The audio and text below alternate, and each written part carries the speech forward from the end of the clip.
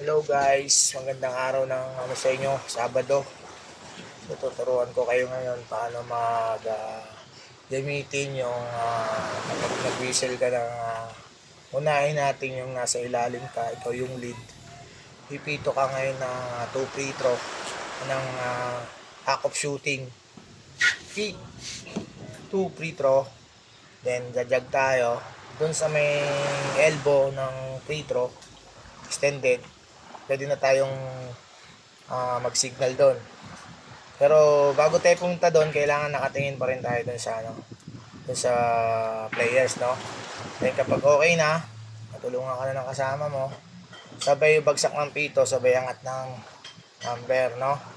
Tapos nature, legal contact to the hand, 2 free throw, then 2 free throw. Yung papakita rin natin sa kasama natin. Then matic, ikaw na yung magiging trail. Pangalawa naman, paano naman tawagan natin yung pick, basket, 1. So, yan naman yung may bonus. So, ganun pa rin, titingin pa rin tayo. Si jog, then doon sa may extended ng free throw, elbow, bitaw, signal, basket. Then, white number 6, illegal contact to the hand, bonus. So, yun yung pangalawa. Ganun naman yung pangatlo, mga kapitos. Lead ka pa rin, matake, layup, cross step, pick, 2 shots, down. For example, pag hindi pa pala siya patira, so papunta pa lang sa shaded, ito naman pwede natin gamitin dito mga kapitos yung tinatawag nating pass ball ngayon. So, na foul na siya, tapos pinasa, so yun yung bago nating yun yung PIPA signal, pass of the ball, pass ball. So pwede pa rin siyang sesenyas natin siya, white number 6, pass ball. So kung penalty siya, pwede rin natin siya bigyan ng 2 free throw. Pero kung hindi naman, okay yung sa pass ball natin. Then kung saan yung nearest infraction na nangyari, doon ang inbound ng ating throw in.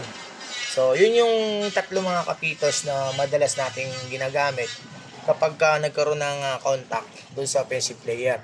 So, yan yung mga foul. Una natin yung kanina, yung 2 free throw, basket and 1, then down.